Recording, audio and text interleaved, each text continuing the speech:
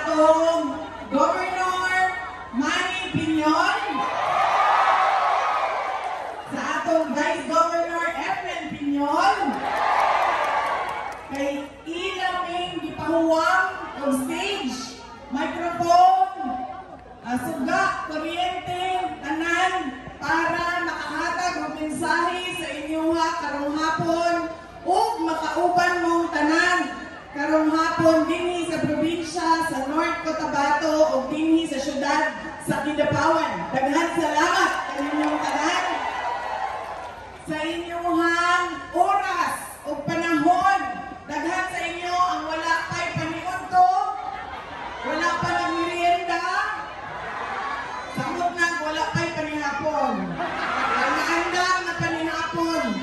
Tungod kay ihatag ninyo ang inyong adlaw, ang inyong oras, ug ang higayon para kanamo o para sa ako aron makahatag ko og mensahe para sa mga senators sa Duterte o sa PDP o para sa ato ang nasod. Daghan kayong salamat mga kaigsunan nako dinhi sa probinsya sa North Cotabato. North ka o Cotabato na lang. Ginatanggal na ninyo ang North? Agyapon. North and South Korea. Magpasalamat ko gikan sa ako personal, sa ako ang mga kauban sa opisina ug sa mga opisina ang tanggapan ng pangalawang Pangulo sa inyo padayon na suporta ug pagsalig kanamo taliwala sa mga pandaot ug pagpalisod-lisod sa amoang opisina. Daghan kayong salamat kaninyong tanan.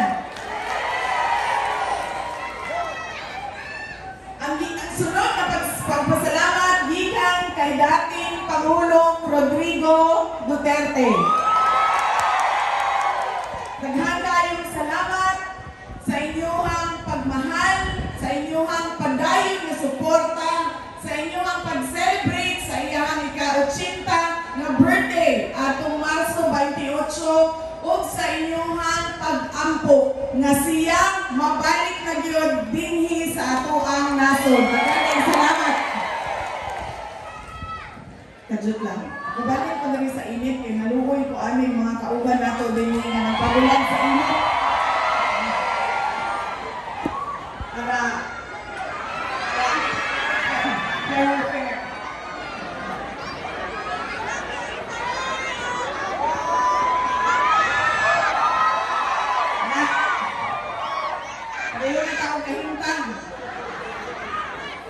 Pero ako, nagtalikod mo sa init. Ako, katunga lang ang masunburn. Ang katunga, dili. May kalandungan ang katunga. Ang sunod na pagpasalamat, gikan sa among pamilya. Ang pamilya Duterte. Dako kaayo ni ug utang nga kabubuton kaninyong tanan mga kaigsuonan namong Pilipino sa higayon na ginahatag ninyo kanamo na makaserbisyo sa ato ang nasod. Daghan kayong salamat kaninyong tanan. Kibaw mo, karon na eleksyon, bisan naman na ako sa entablado, bisan pa man, bisan asa na ako naabot o naghatag o mensahe sa ato ang mga kaigsuonang Pilipino. Dili ko kandidato karon nga eleksyon. Sama na ko ninyo nga botante karong eleksyon. Munang dunagoy mga giandam nga mensahe aron magpasabot sa tanan kung unsa ba ang nakita nako nga mali na ginabuhat nato kada eleksyon na hinungdan sa pagbalik-balik sa problema o kalisod sa ato ang nasod. Una, kada eleksyon, ang ato ang ginaboto, katong ato ang mahinumduman paglingkod nato sa polling precinct. Kinsa man to atong mga mahinumduman? Katong mga Bikanta, Bisaya, naghatag o mga dancers, katong mga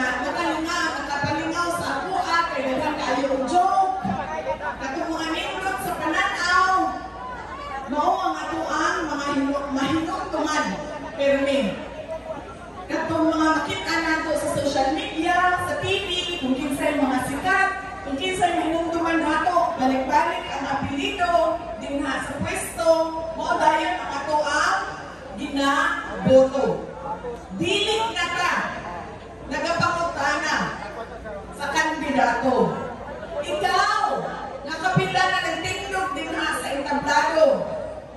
Daghan kaayo kag gisaad para sa ato ang komunidad, para sa ato ang nasod. Pero ang pangutana doon na baklay gituman sa imuhang mga gipangsaad kaniadto. Mao ka na ang kuwang nato. Malingaw lang ta, makakatawa ta, buto dayon. Kinahanglan kalawon nato ang pangutana sa kandidato. Kapila na ako nagihatag akong buto nimo. Unsa man ginabuhat nimo? Unsa man gisaad nimo? Nagihatag nimo sa katilingban. Sama sa 20 ang bugas. Nga saan atong 2022 nakalimtan og tulo ka tuig paghuman na ay umaabot na eleksyon, nahinumduman na pod ang saan. Naaday 20 ang bugas, pero dito lang sa Visayas, sa Cebu. Kaya pagkahuman, isa kaadlaw lang, pag-May 1, pagkabutong May 2, sarado dayon. Diba? Ginabugal-bugalan lang ang katauhan. Kinsa ba ang maigo? Kinsa ba ang ginapahimuslan? Ang mga tao ba na makapalit o jasmine rice? Ang mga tao ba na makapalit para sa ilang balay isa ka sako, duha ka sakong bugas, grocery lang? Dili. Ang ginapahimuslan katong mga tao na naglisod sa nabuhi. Muna gitawag nato sa ato sa Binisaya o bot. Bot. Bot nimo. Bot niya. Na ginatawag po nato karon o budol. Budol. Scammer. Muna to ang mali. Sa sunod, kung nalingaw ta, di ka maundang sa ato ang katawa. Muna na ka. Balik-balik na kanina, kapila na kita gibuto. May mo kang gobernador, may mo kang senador. Ngano ibuto na di ka usab. Kung sa saad ni mo, maging hatag ni mo para sa ato ang nasod. Ikaduhang mali na to, balik-balik. Mga Pilipino, ang kanang mga gikan sa dagkong pamilya sa mga politiko. Automatic ang ato ang boto. Di na kamulayo dito sa Duterte na apelido. Di tungod kay Duterte na automatic ang inyong boto. Siya dayon. Ay, kaila ko ani. Anak ni atong mayor, anak ni sa dating congressman, igsuon ni congressman, pag-umangko ni vice governor, ig-agaw ni board member. O sige, boto. Wala na ta, mangutana. Ikaw na nagtindog din ha, nangampanya sa amo ang boto, nagsigig saad sa amoa. Unsa ba imuhang abilidad o kapasidad na mamuno sa ato ang syudad, sa ato ang municipality, sa ato ang probinsya, sa ato ang nasod. Kay tungod iladon sa ato ang apelido, nahimo po automatic ato ang boto. Nakalimtan na nato ang pangutana sa abilidad o kapasidad. Ang capacity niya and ang ability niya to lead our communities. Ikatulong mali sa mga Pilipino, balik-balik kada eleksyon ang pagbaligya sa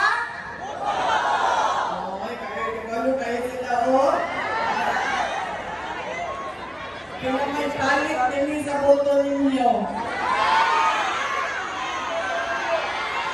Diba? 5,000 o 500? 500? 5,000?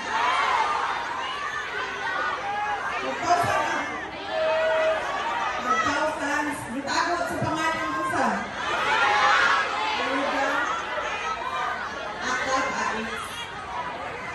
Pila na, ka-eleksyon, kita ni dapat o 5,000. Igno na lang nato, tulo ka-eleksyon na tanang boto, upat ka-eleksyon.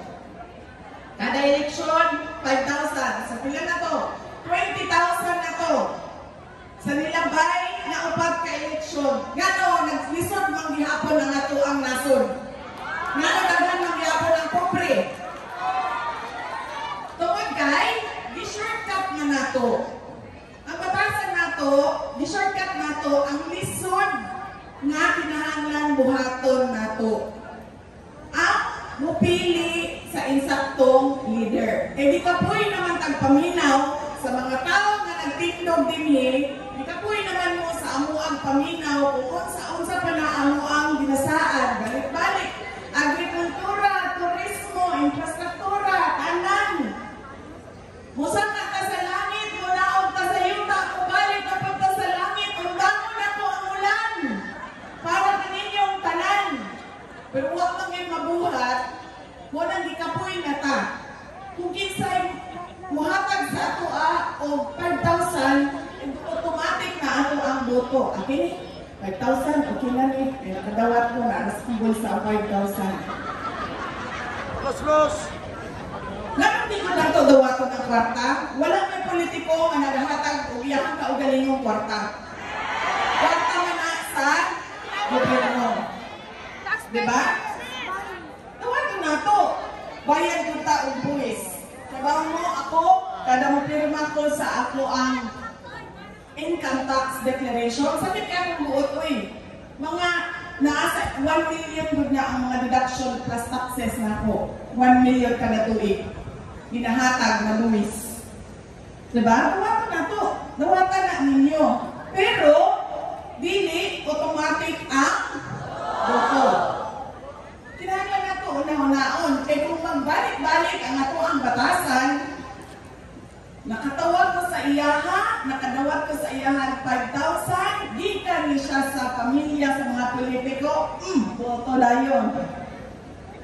Murabag, ginabaligya na to ang ato ang kaugmaon. Bahala na, kay kapoy na kong paminaw sa inyong tanan dinha sa entablado. Munang kinahanglan baguhon na to ang pagpili sa ato ang mga leader. Pangutan mo na to, abilidad, kapasidad, unsay saad nimo nga imuhang mga bituman na kay ayuda, pero dili automatic ang ako ang boto. Kaya mo, daghan sa inyo ha, nagtrabaho, ang uban nagpuyo sa Davao City. Kami dito sa syudad sa Davao, dili mi nagabudget o pagpalit o boto. Kaya mo, ano, tutlo ni sa ako ang amahan, sa amo ang magsuon. Kung paliton nimo ang boto sa isa ka tao, mawala ang respeto sa usat-usat. Ang tao nga ang leader nga nihatag o niya mingon, botohin ko, kaya kung di ko na mo botohan, di natin katagaag ayuda sa sunod. Now na siya o kwarta. Kung sa pangalan sa inyong buhaya din eh.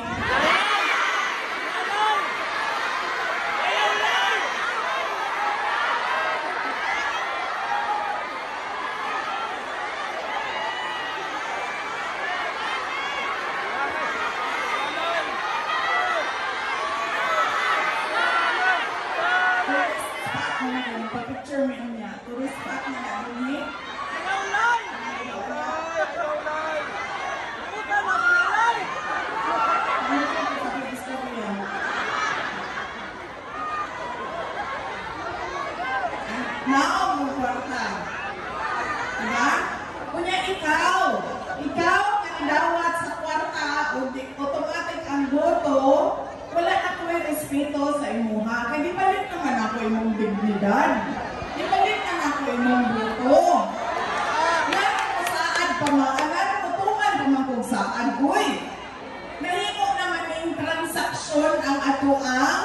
relasyon.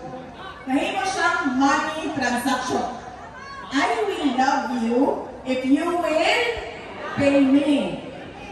If you have money, I have boto for you. Muna, nawala na ang respeto sa usap-usap. Kwartahay na lang. Ang ginaingon nila, pera-pera na lang.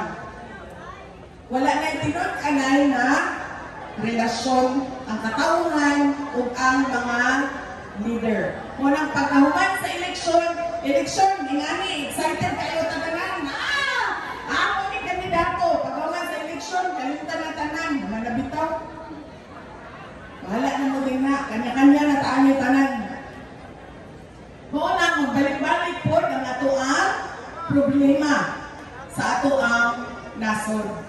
Muna, kinahanglan po nato baguhon ang ato ang batasan sa pagpili sa ato ang mga leaders. Sakit kayo sa ato ang buot. Sa tinuod lang, pag musurod ko, niyamutan ko, pila ang inyo ang isa sa pinakadako na mga palitay ang boto. Kung sa Bohol, 5,000, 10,000 kung ilang dito. Sa inyo nga, 5,000. Dito ang pinakagrabe sa Zamboanga City. Kabalo mo pila ilahang akap. Pilang ng 5,000 ninyo? AX o akap? Ha? AX? Ang kuwan ka ilang ako. Di ba 10,000 ng AX?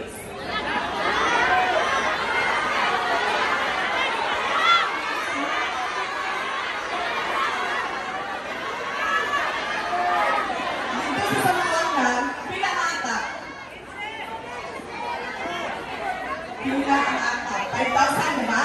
5,000 kasi lang sa budget, 5,000. Sa Zamboanga City, 1,000 lang ilang akap, nawala ang 4,000.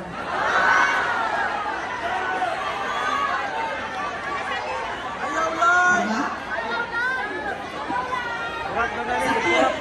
Sa ako ikibaw ko, bisan pila pa na 5,000, umabot pa na 5 billion ang ilang ang 5,000, di ba yun nila mapalit ang ako ang boto? Di yun nila mapalit ako ang pagkatao.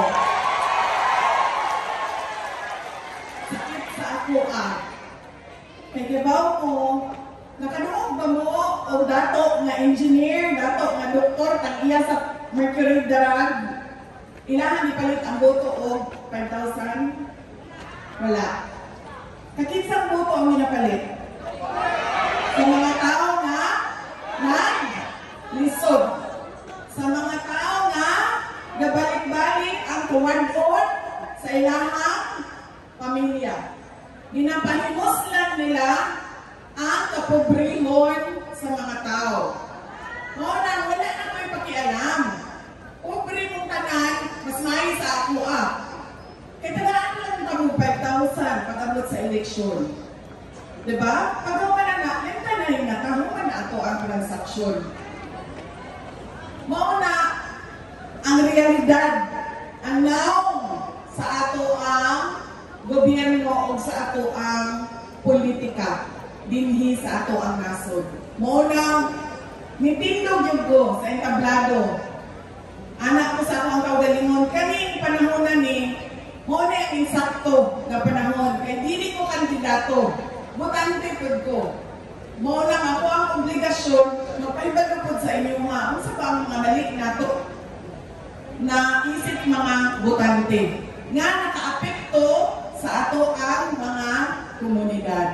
Hibaw ko, tulo kasi manan ako, nagtuyo, nagsugod ni sa Samar, nitabok ni og Leyte, nitabok ni og Cebu, nitabok ni og Negros, nibalik ni Saka og Manila, nangaway ko dito, mga buwala sa Manila. Naginlantan mo, Abante, Chua, kung Valeriano, mga pangalan sa mga buaya dito.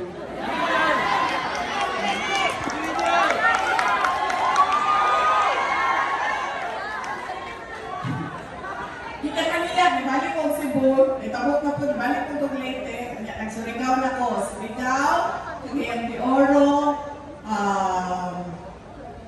Zamboanga City, Basilan, Cotabato City, unya dinhi na sa inyo sa North Cotabato. Sa tanan nga lugar na magbisita ko, daghan kaayong tao. Mangutana sila sa kuha. Kamusta na si Pangulo Rodrigo Duterte? Daghan kaayo ang musulti sa kuha. Ingna siya kalihog, mahal na ko si Tatay Digong. Ingna siya kalihog, mag-amping siya sa iyang kalawasan, sa iyang lawas, sa iyang health, sa iyang kalusugan. Mag-amping siya dinha sa detention center. Nag-aampo ko para sa iya. Daghan kayo. Lain-lain klaseng mensahe, best wishes tanan para kay Pangulong Duterte sa mga tao na wag gyud ko kaila kung sa ilang mga pangalan. Pero pag mag-atubangay kami, kusyagit yun sila. Ikamusta mo ako kay Tatay Digong? Sa mga nangamusta sa iyaha, maghatag na po og update. Ang iyahang challenge kada adlaw dito sa center mao ang trabaho pang balay. Di siya kamao magluto, dili siya kamao maglaba, di siya kamao manhilo sa iyaha kwarto. Kay kini tanan ginabuhat tanan sa iyaha girlfriend. Yang girlfriend ang nabuhat ani tanan kani adto. Mao nang karon na siya na lang usa, di na siya kamao. Kausa di na nako siya. Kay nang problema ko sa sugod. Kay simple na may pagkaon dito no. Kunya ilang pagkaon dili man ka ng Pilipino nga na. Ang ako abi ang papa kay kanang kuan ba na niya pirmi inununon, pritong isda. Anak pirmi babalik-balik munggos, mulag. Wala na tanan dito. So naglisod siya. So gingan na po siya. Ang pinakadali ani dinha sa inyong grocery sa sulod, palit kag itlog, paminta ug asin. Pagkahuman init na tubig na mantika, imuha ng lutuon, scrambled egg na siya. Pagkahuman tanaw siya sa kuan, ingon siya nga di ba gani ko kamao magpabukal og tubig, imuha ninyo ang palutuon ug itlog. Okay, lingon ko sa iyaha. Okay, di na ko ta mga suko, good. Ako ko pibalo may anak ka grabe ang imuhang kuan. Kawad-on sa sulod sa kusina. Wa magitay kay nahibalaan. So lingan na ko siya, nahala sige, kanang order ng tao, rice. Amo ang ingnan sa abogado nga orderan ka og kanon kada meal nimo, kada kaon nimo dunay kanon. Ikaw ni bahala og tuyo-tuyo suka-suka dinha sa ilahang sudan. Pagkahuman ka usan, nawag siya sa kuha na ako sa barge gikan Cebu, Tabuk o Negros. Nawag siya. Ingon siya sa kuha. Inday Sara, kay dili man gud nimo mahibalaan nga gikan sa Netherlands ang nagatawag. Ang mugawas na numero kay Pilipinas na unknown number, Philippine number ang mugawas. So patubag na ako, hello, ana siya. Inday Sara, imuhanin amahan. Ay, oo. Siyempre, yung nang babakan ako, hindi ko alam nga, uy, amahan, dati ka. Yan siya, basta mabulok pa din niya, di kalimtan mo ni mo. Ano ko sa iya nga, wala kaya din minalimot ni mo. Daghan kaayo sa ato ang mga kaigsuunang Pilipino ang gaampo nga mabalik yung ka sa ato ang nasod. Pagkahuman, tingin ko sa iyahan, kay ang mahinungtungan pa yan nato kay President Duterte. Kadtong iyahan presidency, di ba? Na fighter kaayo, kana isog kaayo. Ang ako ang amahan baya, tarong 80 anyos na. So medyo hinay na gyud siya. Sakit na iyang tuhod, sakit na iyang likod, sakit na tanan. Kung sa ginabati sa inyong lolo o lola na 90, 80 years old, mo na iyahan ginabati. Mo to ko sa iyahan. Ug doon na kay nabati nga sakit sa ulo, sakit sa tiin, unsa man na, ingna ang imuhang doktor. Di ka nabuntag siya na bisita sa imuha, kinahanglan mo isulti sa imuhang doktor. Aron mahibaw siya kung unsang tests ang iyahang ipabuhat. Moto niya siya, okay naman ko, sakit akong dugahan. Moto niya ako nga, kana ko ina na dito, ang doktor, ayaw na, ibaba natin yung telepono, ina na dito, sakit mong dugahan, kaya basi nag-heart attack ka.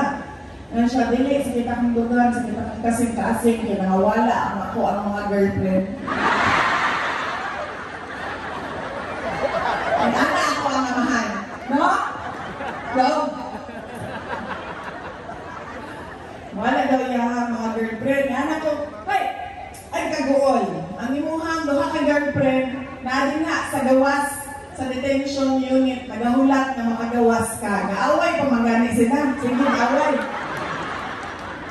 Basta lagi, kung makita ninyo ang group chat.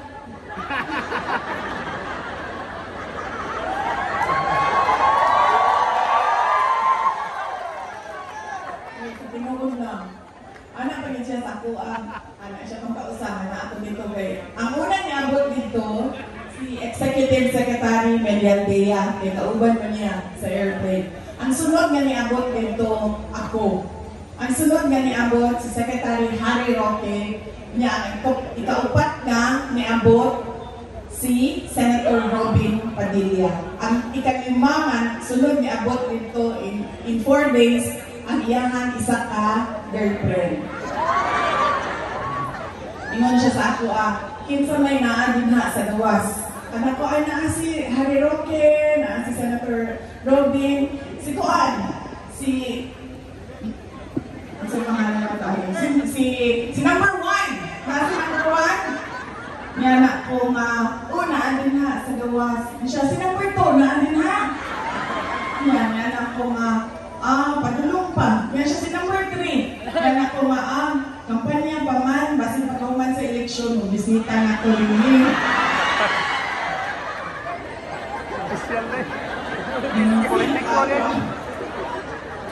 Ingon siya sa ako, parang nga ba yan na ilahang schedule ha? Nandili sila mag-abot, kung dili sila mag-away. Ikapyo-kapyo lang na silang adlaw. Mauna ang iyahang mga problema dito. Ang moto, ang iyahang girlfriend, at paglabas sa iyang mga sanina, o ang paghilo sa iyahang kwarto. So mauna ang mga kada adlaw na challenges ni dating Pangulong Rodrigo Duterte.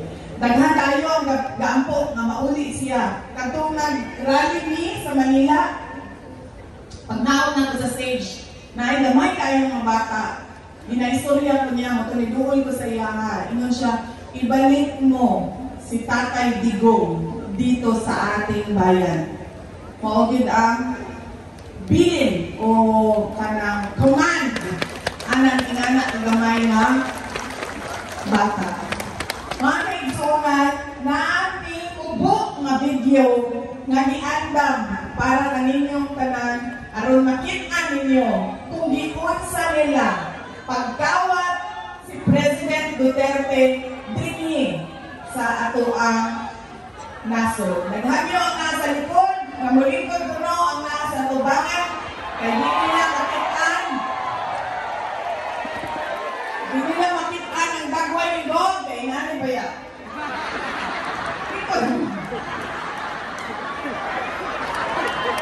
Sinulong bro, ano yun na, small but wonderful. Diba? Likod lagi mo, kaya nasupot ko nasa likod. Okay? Balik ko.